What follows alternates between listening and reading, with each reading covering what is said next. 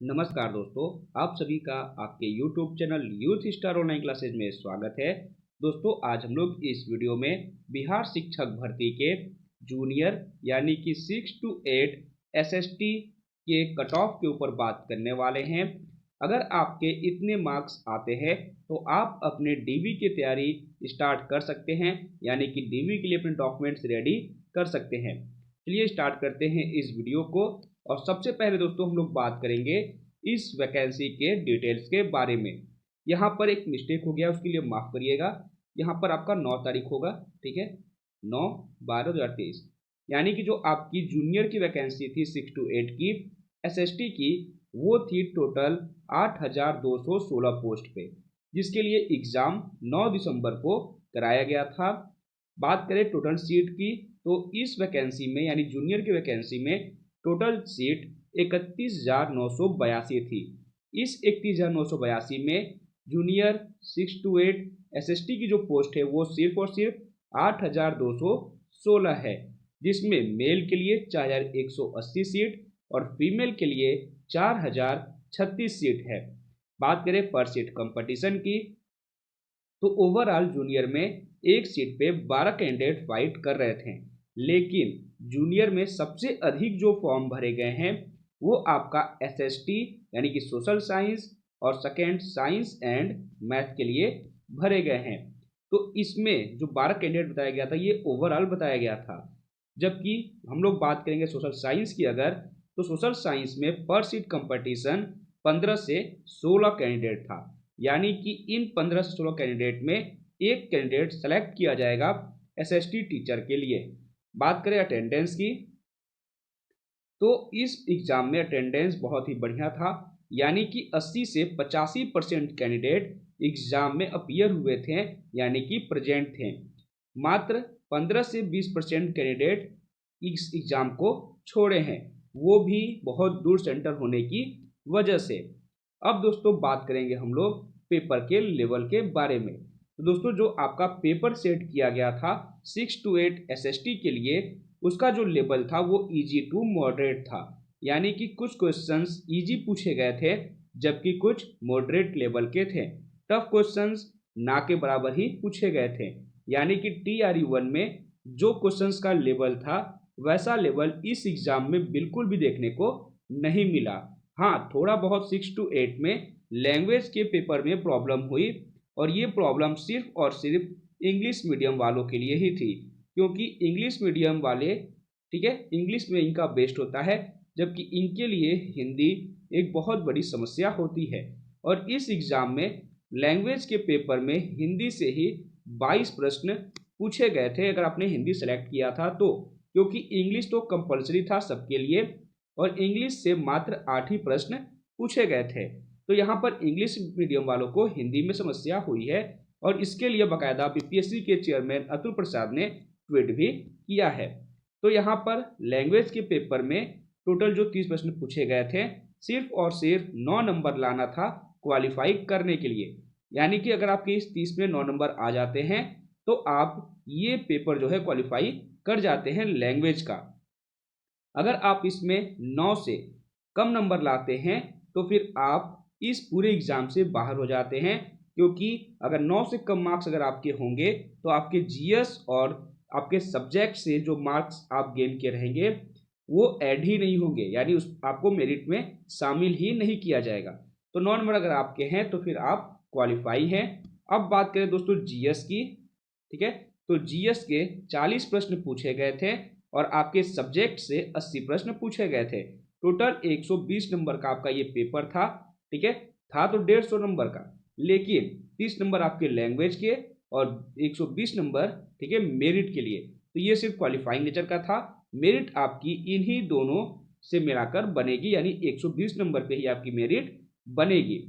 तो यहाँ बात करें जीएस की, तो जीएस के जो 40 प्रश्न थे इसमें मैक्सिमम जो कैंडिडेट है, जो एवरेज कैंडिडेट जिन्होंने अच्छी खासी तैयारी की थी, ठीक है, वो कम से कम 40 में 25 नंबर आराम से ले लेंगे, क्योंकि नेगेटिव मार्किंग तो थी नहीं, ठीक है, बहुत से तुक्का मार के भी 25 तक पहुंच जाएंगे। लेकिन जिनके भी 27 के आसपास मार्क्स बन रहे हैं तो ये आपका बेस्ट स्कोर रहेगा जीएस में। वहीं बात करें सब्जेक्ट की, तो सब्जेक्ट से 80 प्रश्न पूछे गए थे। मैक्सिमम जो एवरेज कैंडिडेट हैं जिन्होंने अच्छी खासी तैयारी की थी वो 55 के आसपास आराम से क्वेश्चन कर लिए होंगे। लेकिन जिनके भी यानी जिन भी कैंडिडेट के 57 के आसपास क्वेश्चन सही हो रहे हैं तो ये आपका बेस्ट अटेम्प्ट माना जाएगा सब्जेक्ट में।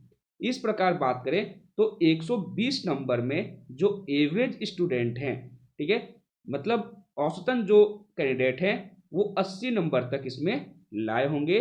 लेकिन जिनके भी 84 के आसपास है तो ये आपका रहेगा एसएसटी का बेस्ट स्कोर, ठीक है, बेस्ट स्कोर आपका रहेगा 84। यानी कि 84 वाले बिल्कुल भी निश्चिंत रहें, यानी इनको कोई भी सिलेक्शन से नहीं रोक सकता। लेकिन ऐसा नहीं है कि ये कट ऑफ 84 जाएगी, कट ऑफ आपकी रहेगी 80 के आसपास ही। अब दोस्तों बात करते हैं कट ऑफ के ऊपर। तो दोस्तों जो आपका एसएसटी का कट ऑफ है ये मेल का अलग और फीमेल का अलग बनेगा। मेल के लिए बात करें तो मेल में अगर आप युवा कैटेगरी हैं, यानी कि अगर आप बिहार के जनरल कैंडिडेट हैं या फिर आप अदर स्टेट के कोई भी कैटेगरी के कैंडिडेट हैं, आपको यूआर में ही काउंट किया जाएगा। तो अगर आप अदर स्टेट कैंडिडेट हैं, ठीक है, या फिर बिहार के जनरल हैं तो आपको लाने होंगे 80 नंबर के आसपास। अगर आपके 80 नंबर के आसपास बन रहे हैं तो आप इस वैकेंसी में एसएसटी के लिए सेफ रहेंगे। वहीं बात करें ईडब्ल्यूएस की तो ईडब्ल्यूएस के लिए सेफ स्कोर रहेगा 75, यानी कट ऑफ इसी के आसपास रहेगी। ईबीसी के लिए 73, बीसी कैटेगरी के लिए 72, एससी के लिए 66 और एसटी के लिए 61 मार्क्स कट ऑफ रहेगी मेल के लिए। वहीं बात करें फीमेल की तो फीमेल में यूआर कैटेगरी के लिए कट ऑफ रहेगी 70 मार्क्स के आसपास।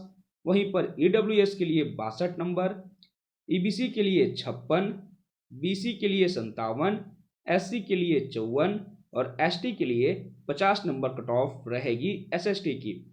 दोस्तों यहाँ पर 2 नंबर कम और ज़्यादा कर लीजिएगा, क्योंकि कट ऑफ 2 नंबर बढ़ भी सकता है और घट भी सकता है, क्योंकि ये आपका एक्सपेक्टेड कट ऑफ है न कि ऑफिशियल कट ऑफ, ठीक है। तो मैक्सिमम अगर अंतर देखने को मिलेगा तो 2 नंबर का ही अंतर देखने को मिलेगा, ज़्यादा अंतर नहीं रहेगा। तो अगर आपके इतने मार्क्स बनते हैं तो 100% आपका सिलेक्शन कंफर्म है। इसके लिए आप अभी से ही अपने डीवी में ले जाने के लिए जो भी डॉक्यूमेंट्स हैं उसको रेडी कर लीजिए और तैयार रहिए डीवी के लिए, ठीक है। अब बात करते हैं दोस्तों रिजल्ट की। तो जैसा कि बीपीएससी के चेयरमैन का कहना है कि रिजल्ट बहुत ही जल्द जारी होगा, यानी कि एग्जाम के 20 दिन के अंदर पे। तो आपका जो एग्जाम स्टार्ट हुआ है 7 तारीख को हुआ है, समाप्त हो रहा है 15 तारीख को।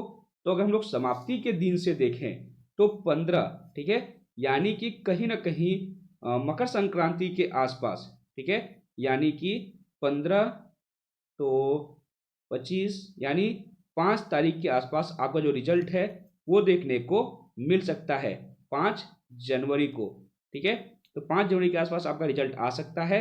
आंसर की जिस दिन आपका एग्जाम हुआ उसी दिन रात को आंसर की जारी कर दिए जा रहे हैं, यानी 7 और 8 तारीख के एग्जाम का आंसर की 8 तारीख को, 9 तारीख के एग्जाम का आंसर की 9 तारीख को और 10 तारीख के एग्जाम का जो आंसर की है वो 10 तारीख को रात को 8 बजे तक अपलोड कर दिया गया है।